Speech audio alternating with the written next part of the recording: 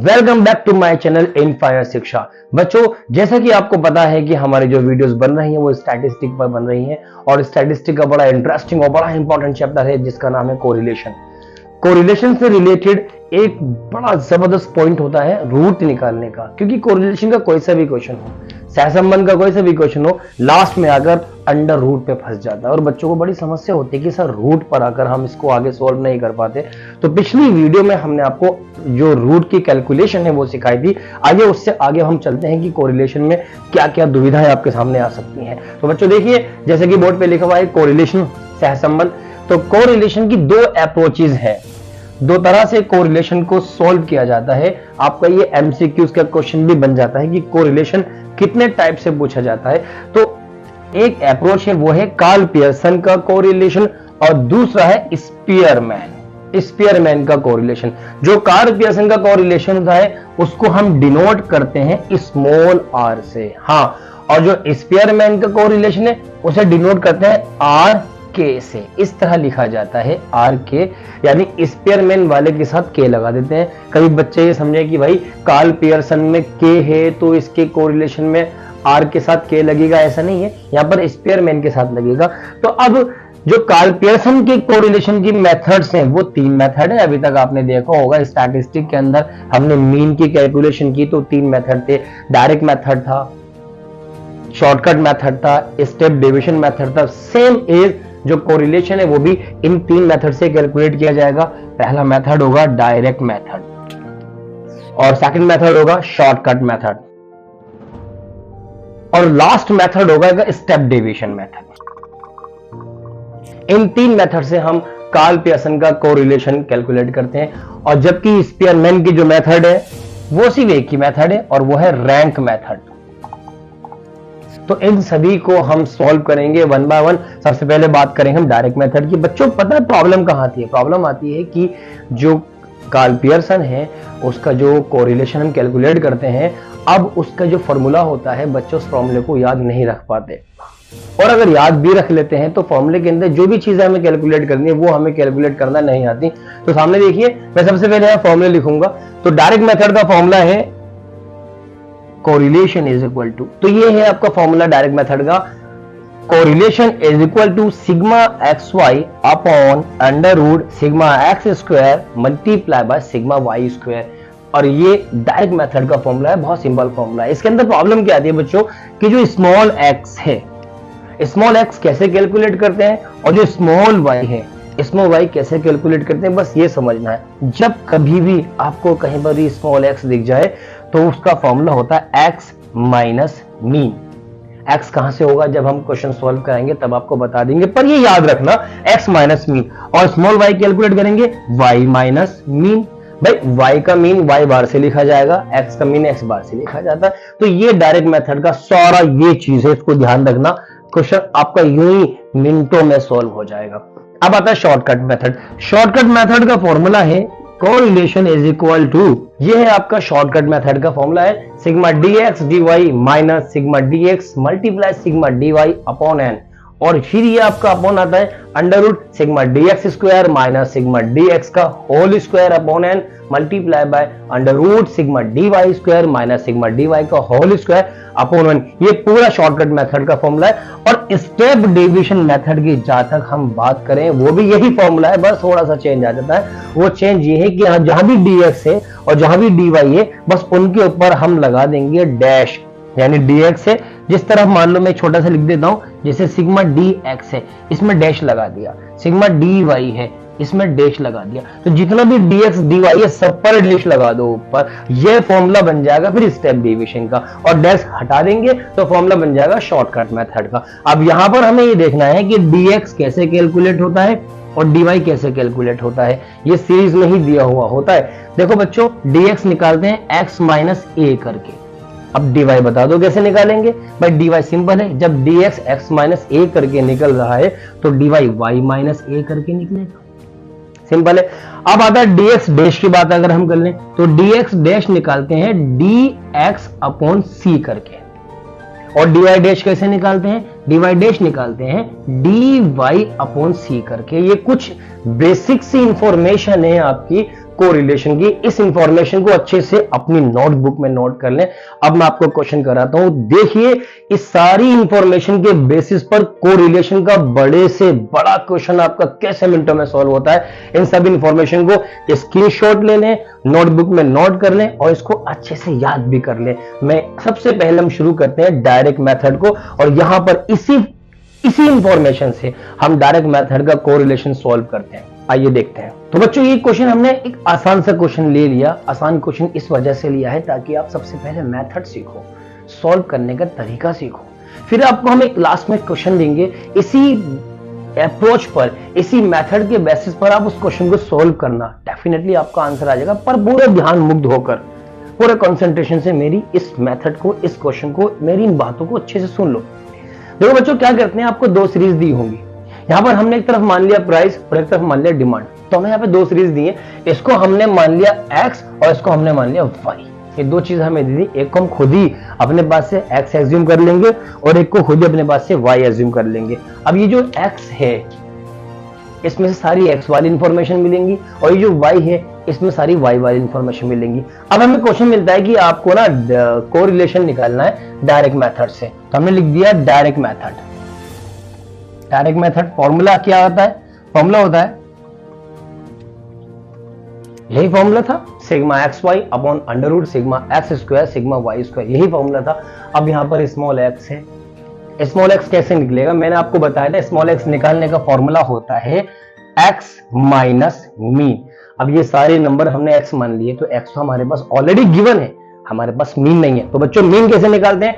अब जानते हो कि इंडिविजुअल सीरीज में मीन निकालने का फॉर्मूला, हम इस सीरीज के नीचे ही इसका मीन निकाल देंगे। ये प्रेजेंटेशन का ध्यान रखना बहुत ज्यादा जरूरी होता है। तो मीन का फॉर्मूला सिग्मा एक्स अपॉन में एन होता है और सिग्मा एक्स का मतलब होता है एक्स का टोटल। तो मेरे बच्चों एक्स का टोटल निकालते हैं, यानी एक्स का टोटल 2 4 6 12 20 30 30 आ गया।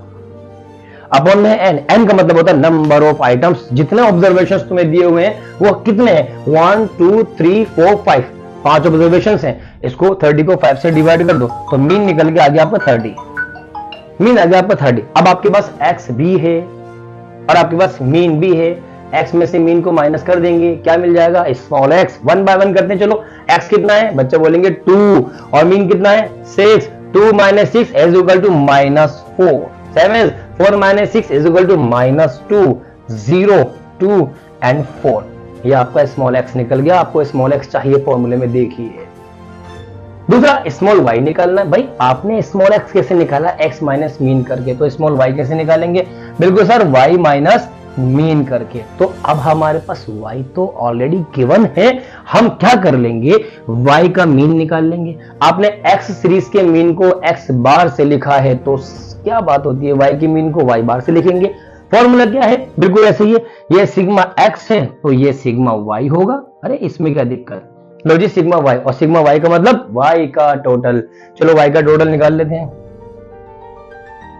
100 आ गया सिग्मा y अपॉन n है। n का मतलब number of items. How much items are? 1 2 3 4 5 है सर, इज इक्वल टू 20 आ गया आपका मीन। ओहो, आपके पास y भी है और आपके पास मीन भी है, आपके पास y भी है, आपके पास मीन भी है। y माइनस मीन कर देंगे, हमें वो मिल जाएगा जिसकी हमें जरूरत है और वो है स्मॉल i। चलिए करते हैं, माइनस करते हैं। 30 माइनस 20 इज इक्वल टू 10 5 0 -5 -10। ये स्मॉल y भी हमारे पास आ गया। लेकिन फॉर्मूले के अंदर एक चीज हमें और दिख रही है, हमें एक्स वाई एक साथ चाहिए, पर हमारे पास एक साथ नहीं है, एक्स अलग है और वाई अलग है। हमें इन्हें एक साथ चाहिए। एक साथ करने के लिए हम इनकी मल्टीप्लाई करते हैं। लेकिन उससे पहले हम देख लेते हैं क्या कुछ एक्स का काम भी रहता है। तो हमने फॉर्मूले में देखा तो पता लगा जी एक्स का स्क्वायर चाहिए। तो बच्चों आप पहले एक्स का स्क्वायर निकाल लेते हैं। तो जी एक्स स्क्वायर, और एक्स स्क्वायर का मतलब सबको पता होगा, लेकिन फिर भी कुछ बच्चे ऐसे होते हैं जिनको ये भी नहीं पता होता, तो कोई घबराने वाली बात नहीं है। यहाँ पर दानिश रईस है ना आपको बताने के लिए। तो एक्स स्क्वायर का मतलब होता है एक्स की मल्टीप्लाई एक्स में ही कर दो, यानी -4 की मल्टीप्लाई -4 से कर देंगे तो आएगा 16। अब बहुत सारे बच्चों को ये भी संदेह रहता है, सर ये तो 4 माइनस का, यहाँ माइनस क्यों नहीं आया? अरे बच्चों हम सब जानते हैं, देखो ऊपर देख लीजिए, माइनस की मल्टीप्लाई माइनस से करते हैं तो प्लस हो जाता है। एक बहुत ही फेमस सा सेंटेंस है, माइनस माइनस प्लस। लो जी प्लस हो गया। ऐसी -2 की -2 से करेंगे 4 0 416। ये आ गया स्मॉल एक्स का स्क्वायर जो हमें यहां पर चाहिए था। Very good. अच्छा, उसका सिग्मा भी चाहिए, और सिग्मा का मतलब हम बचपन से जानते हैं, वो होता है टोटल। चलो सिग्मा निकाल देते हैं। ये आ गया 40। दूसरा, क्या y का कुछ रहता? हाँ सर, y का सिग्मा y स्क्वायर भी तो है। अरे y स्क्वायर, हमें y स्क्वायर चाहिए, पर हमारे पास सिर्फ y है, तो क्या दिक्कत है सर? y स्क्वायर निकाल लेते हैं ना। तो y स्क्वायर कैसे निकलेगा, क्या पता है नहीं अभी आपको? y की मल्टीप्लाई y से ही कर देंगे, तो क्या हो जाएगा वो y स्क्वायर।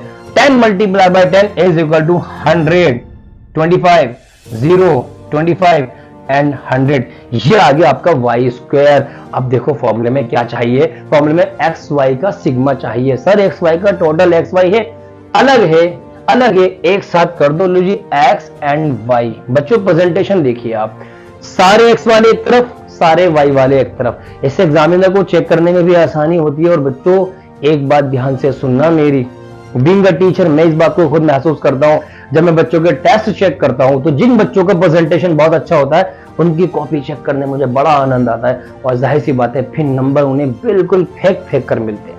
अगर आपको टीचर से नंबर चाहिए नहीं, नंबर छीनने हैं, तो प्रेजेंटेशन आपका बहुत अच्छा होना चाहिए, यानी कॉपी आपकी बहुत खूबसूरत लगनी चाहिए। और खूबसूरत चीजों पे दिल तो आ ही जाता है, आपको पता है। तो इसलिए आपको क्या करना है, अपना प्रेजेंटेशन बहुत अच्छा रखना है। तो आपने देखा, ये मैंने सारे एक्स वाले एक तरफ ले लिए और वाई वाले वाई के पाले में ले लिए, बीच में दोनों एक्स वाई कर दिया।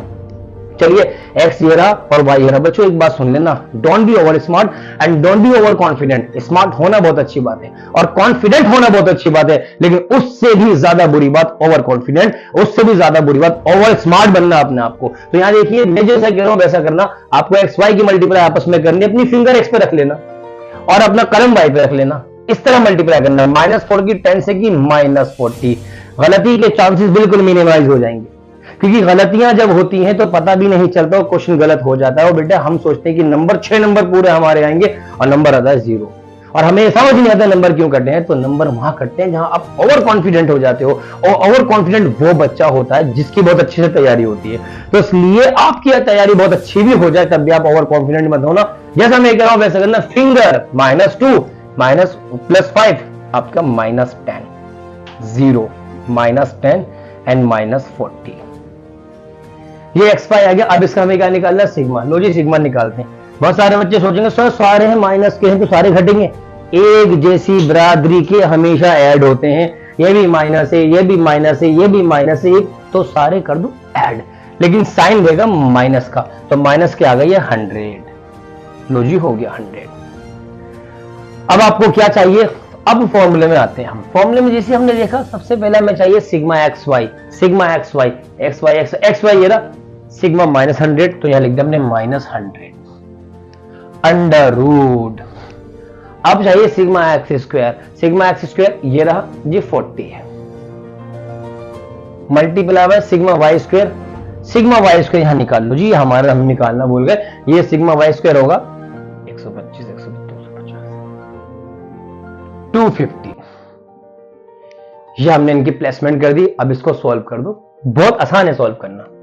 -100 ऐसे ही आएगा, अंडर रूट इस माइनस का अंडर रूट 40 की मल्टीप्लाई 250 से की तो आ गया 10,000। बच्चों अब इसको हमें रूट निकालना है। आपने एक बात बचपन से सुनी होगी कि जिस चीज का पेयर बन जाता है वो चीज रूट से बाहर हो जाती है। जिसका पेयर बन जाता है वो चीज रूट से बाहर हो जाती है। देखो जीरो को लेकर बड़ी आसान सी बात मैं आपको बता दूं, जब किसी भी डिजिट के लास्ट में जीरो हो, जब किसी भी डिजिट के लास्ट में जीरो हो, जैसे 1 है और 1 के लास्ट में 0 है, तो जैसे जीरो का पेयर बन जाए वहां से 0 खत्म कर देना। ये देखो 0 का पेयर बन गया, एक 0 बाहर ले आओ, अंदर रहेगा सिर्फ 100। अब फिर देखा इसका भी पेयर बन गया, इसको भी बाहर ले आओ, अंदर रहेगा 1, और 1 का रूट क्या होता है 1। लो जी, अंडर रूट से बाहर भी आ गया। अब हम क्या करेंगे, 100 को 100 से डिवाइड करेंगे तो आंसर आया आपका -1। आंसर है आपका -1। और कोरिलेशन के अंदर जब आंसर 1 आता है तो वो परफेक्टली कोरिलेशन होता है। प्लस में आ जाए तो परफेक्टली पॉजिटिव कोरिलेशन, और माइनस में आ जाए तो परफेक्टली नेगेटिव कोरिलेशन। तो यहां पर हम क्या लिखेंगे, आंसर आया है 1 तो परफेक्टली होगा, लेकिन नेगेटिव है तो परफेक्टली नेगेटिव।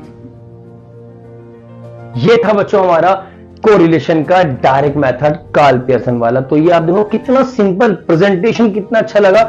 हमने सारे x के एक साथ ले लिए, y के एक साथ ले लिए और बीच में x y हमने एक साथ ले लिया। तो इससे हमें सोल्व करना आसान होगा, कहीं भी कोई गलत नहीं, बिल्कुल स्मूथली क्वेश्चन सोल्व हो रहा है। तो बच्चों इसकी तैयारी बहुत अच्छे से करना। ये था हमारा डायरेक्ट मेथड। अभी मैं आपको एक क्वेश्चन देता हूं, उस क्वेश्चन को सोल्व करना थोड़ा सा टफ हो सकता है, थोड़ा सा टफ हो सकता है, लेकिन आप उसको सोल्व करना और जो आपका आंसर है वो आंसर मुझे कमेंट में बताना। फिर मैं आपको बताऊंगा कि ये क्या था, ये हाईएस्ट कोरिलेशन है या आपका लोवेस्ट कोरिलेशन है या मीडियम कोरिलेशन है या नो कोरिलेशन है, इसके बारे में भी हम चर्चा करेंगे। अभी फिलहाल इस क्वेश्चन को नोट कीजिए और अगला जो क्वेश्चन, जो नेक्स्ट स्टेप पर मैं आपको क्वेश्चन दे रहा हूं उसको ध्यान से देखिए।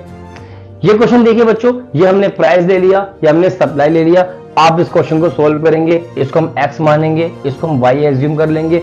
आप इसको सोल्व कीजिए।